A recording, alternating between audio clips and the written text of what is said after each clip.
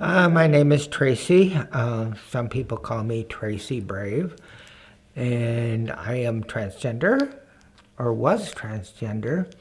I say that because I've had affirmation surgery, and in that process of when you are trans, you kind of pick your name. Some people pick names close to what they were or to their assigned gender.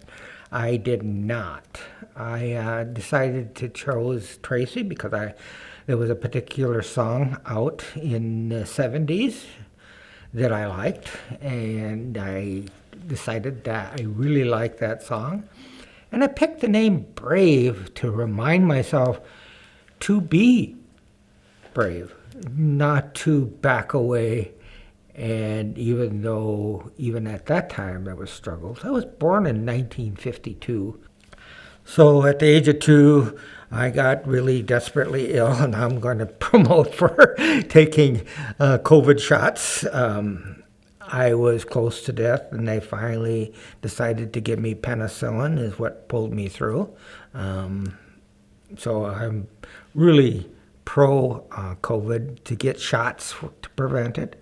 And I think that's a smart thing to do. I mean, scientists aren't out there to poison you or put chips in there bigger enough, so big they wouldn't fit in a needle anyway. They'd be big as the syringe. Anyway, so in my getting into my life, seemed to have a typically almost looking normal childhood. At 5 years old, I realized that I was a little bit different.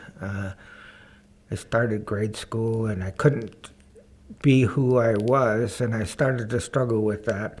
Through this process, identifying and telling my parents, they laid a lot of shame on me, a lot of discipline on trying to tell me that it wasn't good for me to be a girl. That was wrong thinking, and God doesn't like that. And I knew that I was different, and at 5 years old, and at one time there was some women looking at my baby pictures, and they said, "Oh, wouldn't she be a cute girl?" And she was me. I was born male. In that process, my parents laid shame on me, discipline, verbally, physically, mentally.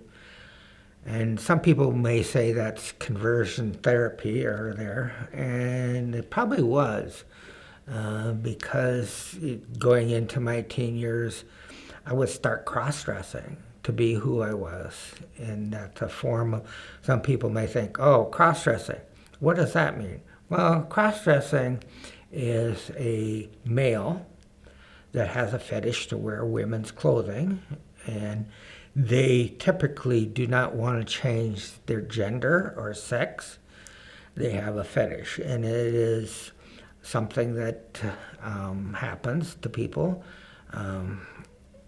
They call, as I go through college now, they would call that abnormal psychology, and it listed in the DSM-5. But I struggled with who I was in that process, and as I got older, testosterone started taking effect, and I started growing up more hair on my face. I started growing bigger chest this way. I wasn't a real big kid.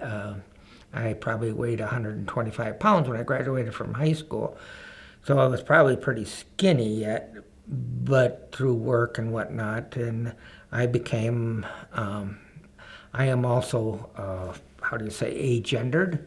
So it takes a lot for me to have an attraction to either sex or anybody for that process. I did get married. We've had 3 kids, 2 boys and a girl.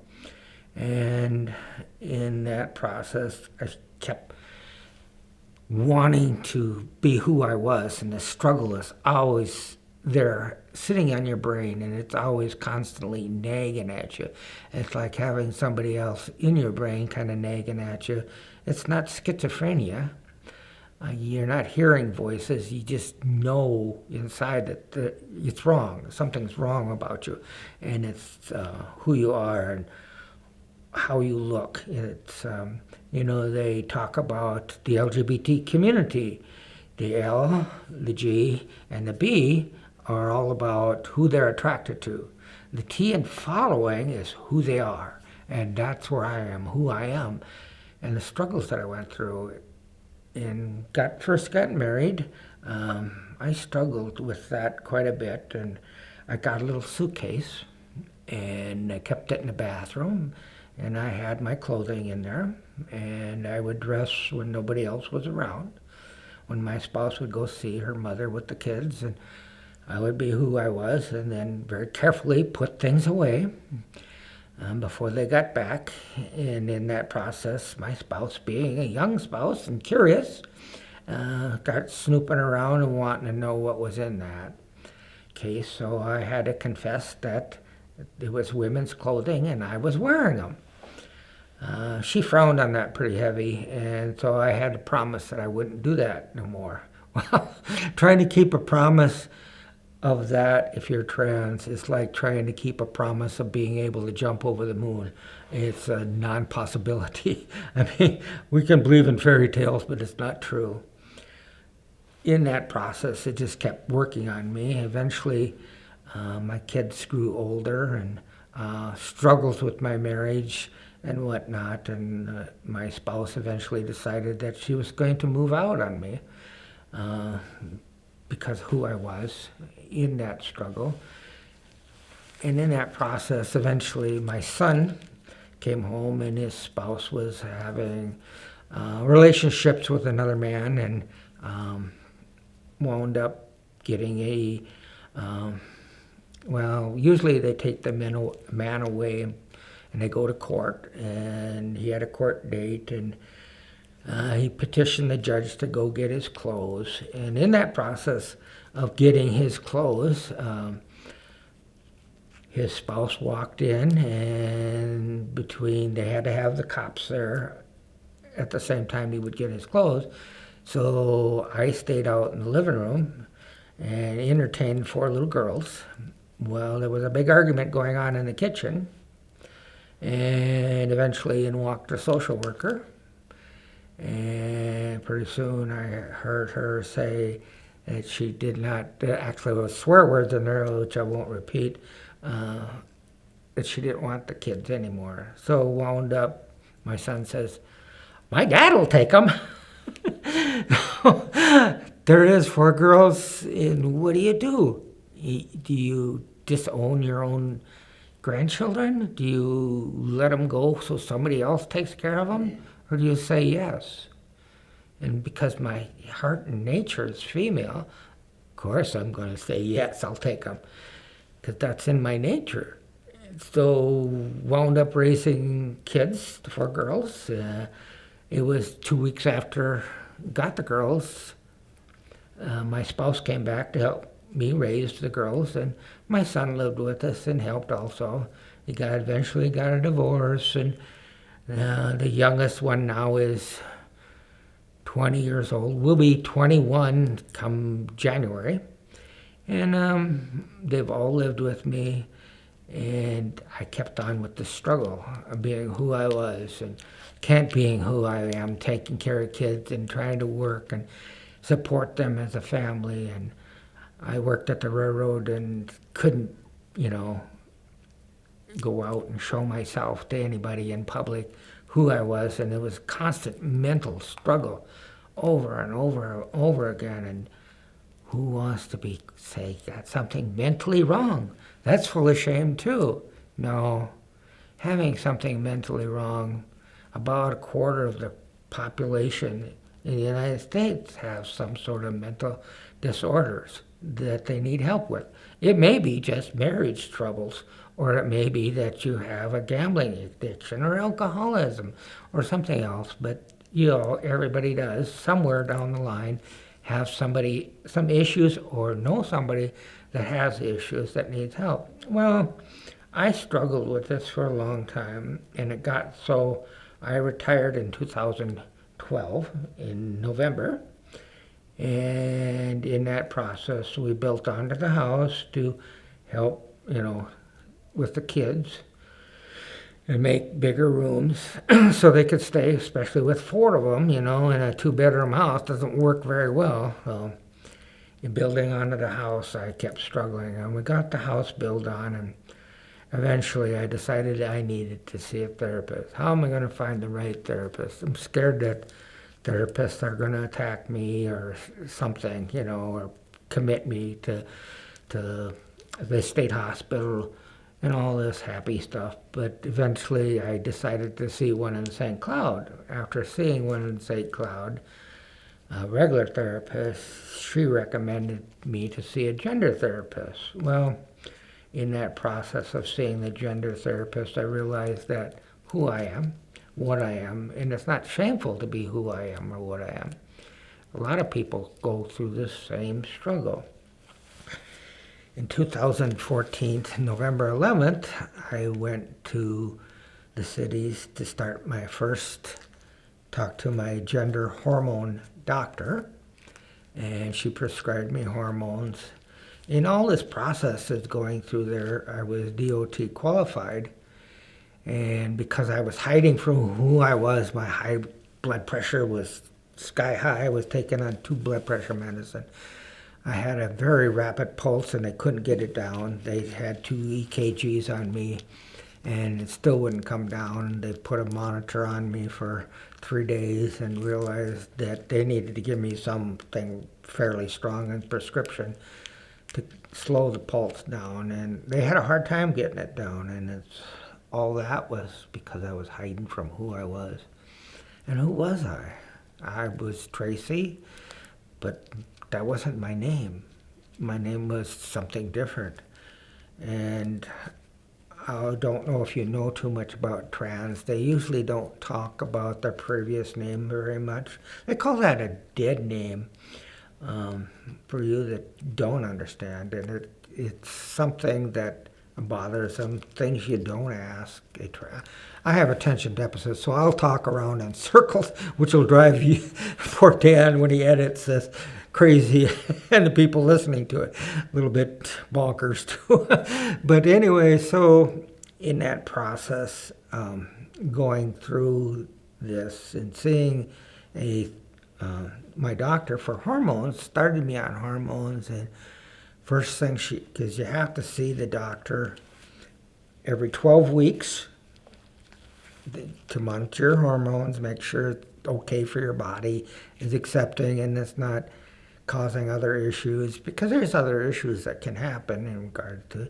You have to go through 12 weeks of therapy also before you can even be introduced to estrogen or testosterone. And in that process, you visit with your therapist quite a bit. You visit with the doctor. And as I was telling you about the doctor, she says, well, you need to come off one of these blood pressure medicines because it's not looking all that bad, Oh, it was pretty high before. So it takes me off of it. And the next time I went and visited, I think I'll take you off that rapid pulse medicine. And okay, so I'm still on one high blood pressure medicine and going down there, and I'm taking the hormones, and now this is going on to the third 12 weeks of seeing the doctor, and she says, I'm going to take you off because your blood pressure, the top number was 106, so for 60 something. And she says, that's too low. And I was cold all the time. It's all because I was hiding from who I was, Sometimes people wonder why you have high blood pressure. Why do people commit suicide? Well, some people commit suicide because they cannot face who they are. I struggled with that myself. I struggled with the part of, the high blood pressure was getting so high it was going to kill me eventually from hiding. The other part is because I was a very conservative Christian, that I was concerned that I wasn't acceptable to God. And that was a process where I was contemplating suicide, and other people contemplate it for other reasons. But there was another path to take, and I took that path, being who I really was, without trying to hide from everybody. And in that process, my blood pressure has gone away. I live better. In fact, I just had my blood pressure taken. It's pretty good right now. It's only 130 over 80, so it's not bad. It could be worse. And I'm not on any rapid pulse or blood pressure medicine. But going back to seeing the doctor, eventually I'm on estrogen, and estrogen is supposed to help development of your breast and whatnot. And I eventually went on progesterone. That's also supposed to help trans women grow bigger breasts, and that wasn't doing nothing for me either. I am 61, going on 62, and in 2017, I eventually had breast augmentation. And that helped a lot with my gender dysphoria. And I struggled with the gender dysphoria even after that. And so time went on, and eventually I found out that in Rochester at Mayo Clinic, they were doing gender affirmation surgery. So I applied for there, and I went for a year-long kind of intern back and forth to there to check you out, your heart rate, your why aren't you on blood pressure medicine? Because you were on it before. No, I'm not on it anymore. It's all about being who you are, and going through this, and all kinds of different tests they have you do, and you have a care team before they allow you to have surgery. And in July 6th of 2018, I had gender affirmation surgery. And a couple friends went down there, and one older gentleman that went down there and stayed with us till after I had the surgery. And he says to me afterwards, he says, I've never seen anybody so happy after coming out of surgery. I couldn't hardly believe it. Most people are sad and hurt, and here you're smiling and laughing and having a good time. And that's not because of the drugs, because now you're who you are. A lot of people can't stand that, to be who you are. I just personally want to reflect on a few other things. You see politicians railing against the LGBT community or railing against gay people, and yet later on they get caught having sex with people. And I hear people railing against trans. And just recently there was a young man not too long ago that was railing against the trans community and being trans, the different people, and it's wrong and it's a sin. And this person had blonde hair and was on national TV. And as I reflect about different things, about how I felt when I was younger and not wanting to be who I was, because it's so shameful and hurtful, I realized that this person is struggling with gender himself. A lot of people prove themselves about how much they rail against it, especially the LGBT community, and then wind up being it themselves. They do a thing that's kind of self-protecting if they can project out that this is bad, this is evil, and they're kind of hiding and protecting themselves from somebody saying, hey, you look gay, or you sound gay, or is that your boyfriend? Or are you trans? All kinds of different things, and I'm not doing very good at my stuttering too much.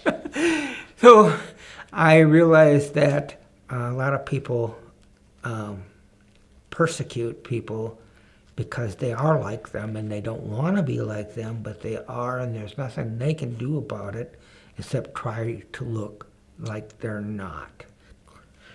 And they'll catch up to them, and some of them commit suicide one way or another, whether they drive out in front of a semi and get run over and killed, or do it some other way, but there's a lot of struggle. So eventually I had back to gender affirmation surgery. I had the surgery and I could really be who I was, the woman I was, and it was a struggle of acceptance by some people. My spouse told me way back when I started the hormones that she wasn't a lesbian and she wasn't going to sleep with me. So she got her own place, moved out again, and this is the second time she moved away. So, okay, she drove the kids away back to their mother, who really didn't care about them one way or another. And one of them said, I'm not going, I'm staying here. So she stayed with me. And it was a year later, another one came back and stayed with me. And by that time, the oldest one got married. And eventually the second oldest one came back and stayed with me also. So I don't know if I was a surrogate mom or not, but it didn't matter anyways. Just taking care of kids, taking with your heart and helping them and looking after them is one of the more important things you get to do in life, and to raise them. And so why I mention that is that some of the struggles is some of the family doesn't accept me. I have 2 sons and a daughter. My oldest son struggles with that, calls me dad quite often, and although does talk to me. The second oldest one, he does talk to me, but his wife, who is very supposedly conservative Christian, and I say the word supposedly, and your actions speak louder than your words sometimes. And so there's a struggle there with him talking to me and whatnot. Oh, I understand that. My daughter has chosen not to speak to me. So in that process, those 2 grandchildren I haven't seen for a long time. And as far as I am, I have 3 kids, 15 grandchildren, and 10 great-grandchildren. Some of the great-grandchildren I've seen off and on. Not a lot, but I've seen a few of them.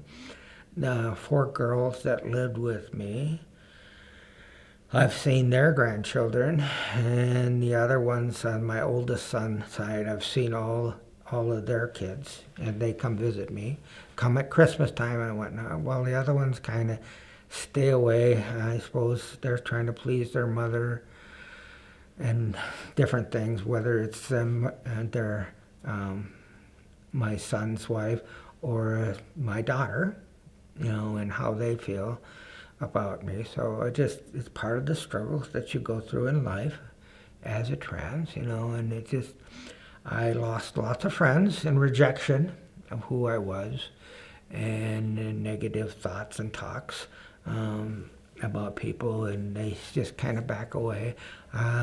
Just communicated not too long ago with a childhood friend of mine, and although does answer me a little bit, but calls me by my dead name, doesn't want to have real big conversations, but wanted me, before he found out I was trans, wanted me to come and visit him and everything else, and now all of a sudden it's kind of, oh, maybe not, It's just normal struggles that you go through life. Everybody's looking to tell you how you're supposed to be, how you're supposed to dress, and how you're supposed to look.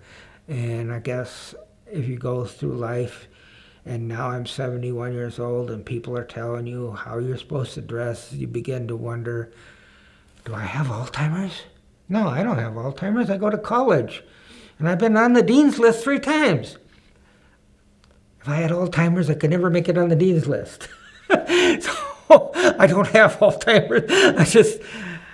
I go to college because I want to be a social worker, and I want to help kids and adults that are struggling with gender dysphoria and how they need to be identified, whether they really are trans or they just think they're trans, or they have some sort of other disorders that cause them to feel different ways about themselves.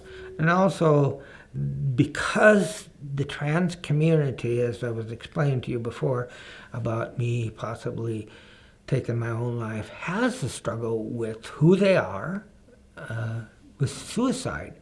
And so another direction I want to go is suicide prevention, and to help people not to do that, because that's one of the most preventable things in our society from death there is, suicide prevention. But you have to reach out, you have to get rid of the shame, and we have to do that. we as a population of just Minnesota or of Crow Wing County to drop the shame from mental illness and to help people. People go to therapists for all kinds of different reasons. To understand their marriage, to understand their spouse when they don't understand, and all of a sudden they're thrown into something they've never experienced before. How to deal with their money management, all kinds of social skills and cognitive skills that kids don't seem to be getting so much in high school anymore or in junior high like they used to teach. I want to talk about one more thing. I am a 1971 graduate of Brainerd High School, and this part I don't like. Today is Thursday, and when I was in high school, Thursdays was Queers Day. And it's not because they were celebrating that you were part of the LGBT community or queer, that they were looking for people that were, and not so they could give them flowers, but to bash them. So Thursday's Queers Day. The young people have started to take back the name queer, which is very good of them and proud of them for doing that. And older people my age and older, they used it as slang and a slashing word to hurt people, but younger people are taking that back. And younger people are actually more bold and more brave than I was. As I said before, I picked the name Tracy Brave. Tracy is a lance of God, and brave is to remind me not to be afraid. So basically, I will talk to anybody about me being trans, the different issues I had, and I've cut things really short here in this process. I don't want to talk all day long about me and my struggles being trans and how the community treats me. And if you're a businessman, because I lived in Crow Wing County 90% of my life, everything I earn, I put back into the county, basically. I don't go to the cities to buy things. I don't go on the internet to buy things. So all these thousands of dollars, because I worked on the railroad, and I was making good wages when I retired, $30-some an hour, all those years of working, I put back into this community. And how do you put it back into this community? By buying products locally. So if you hate the LGBT community, you might as well just close your doors and say, forget it, because if you're going to drive away profit, you're not a very good business person.